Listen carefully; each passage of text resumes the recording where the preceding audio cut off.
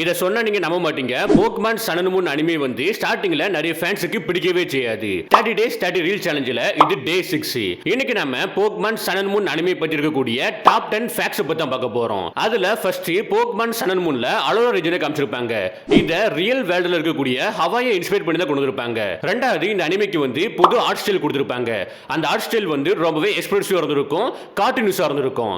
போக்மான் XYZ பார்த்துட்டு டைரக்டா இத பார்க்க போஸ்ட்ல நிறைய ஃபேன்ஸ் வந்து இந்த அனிமே வெறுக்க ஆரம்பிச்சாங்க. இந்த ஆர்ட் ஸ்டைல் காண்டி வெறுக்க ஆரம்பிச்சாங்க. மூணாவது ஆஷ் கெச்சம் இந்த ஒரு சீரிஸ்ல தான் ஒரு நார்மல் பையனோட வாழ்க்கையை வாழ்ந்திருப்பான். லைக் ப்ரொஃபசர் குக்கியோட ஹோம்ல ஸ்டே பண்ணி ஸ்கூலுக்கு போயிருப்பான். இந்த ஒரு அனிமேல தான் ஃபர்ஸ்ட் அவன் ஸ்கூலுக்கு போயிருப்பான். அவன் வயசு 10, பட் இதுக்கு முன்னாடி எந்த ஒரு சீரிஸ்லயும் அவன் ஸ்கூலுக்கு போயிருக்க மாட்டான். நாலாவது இந்த ஒரு சீரிஸ்ல தான் வந்து அதிகமா பேட்டில் காமிக்காம friendship, character growth, day to day life, அப்புறம் ஃபன் மூமெண்ட்ஸ் ஏகப்பட்ட விஷயங்களை காமிச்சிருப்பாங்க கம்பேர் டு அதர் சீரிஸ். எப்பவும் போல இந்த சீரிஸ்லயுமே ஆஷை சுத்தி ஏகப்பட்ட ஆட்கள் இருப்பாங்க. டீம் பாண்டிங்குமே அதிகமா தான் இருக்கும். பட் அதை நீங்க டீமா பார்க்காம ஒரு ஃபேமிலியா பாப்பீங்க. அஞ்சாவது போக்கிமான் சன் அண்ட் மூன்ல ஃபர்ஸ்ட் ஜி மூஸை கொண்டு வந்தாங்க. இந்த ஜி மூஸை பெர்ஃபார்ம் பண்றதுக்கு உங்களுக்கு சி ரிங்கும் சி கிறிஸ்டலும் தேவைப்படும். இது கூட சேர்ந்து ஒரு ஸ்பெஷல் டான்ஸ் பண்ணாதான், ஒரு ஸ்பெஷல் போஸ்ட் பண்ணாதான் இந்த ஜி மூஸ் ஆக்டிவேட் ஆகும்னு காமிச்சது எல்லாமே ரொம்பவே அல்டிமேட்டா இருந்துச்சு.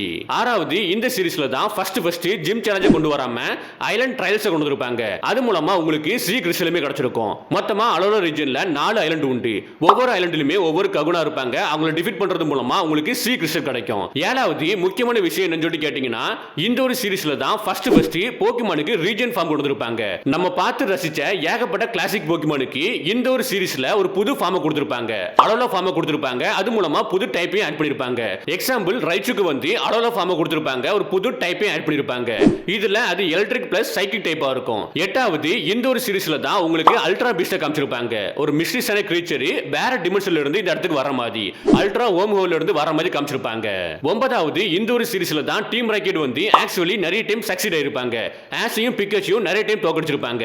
ஏன்னா இந்த டைம் அவங்க கிட்ட ஸ்ட்ராங்கான போக்மானான பீவர் மிமிக்யூ இருந்திருக்கும். அண்ட் இந்த ஒரு சீரிஸ்ல தான் நான் டீம் ராக்கெட்டை ரொம்பவே என்ஜாய் பண்ணி பார்த்தேன். ஏன்னா டீம் ராக்கெட் வரக்கூடிய ஒவ்வொரு சீனுமே வந்து அல்டிமேட்டா இருக்கும், சிரிப்பா இருக்கும். பத்தாவது போக்கிமான் சன் அண்ட் மூன்ல தான் ஆஷ் வந்து ஃபர்ஸ்ட் சாம்பியனா மாறி இருப்பான். ஏன்னா இந்த ஒரு ரீஜன்ல வந்து அலோரா ரீஜன்ல வந்து ஃபர்ஸ்ட் அலோரா லீக் ஸ்டார்ட் பண்ணிருப்பாங்க.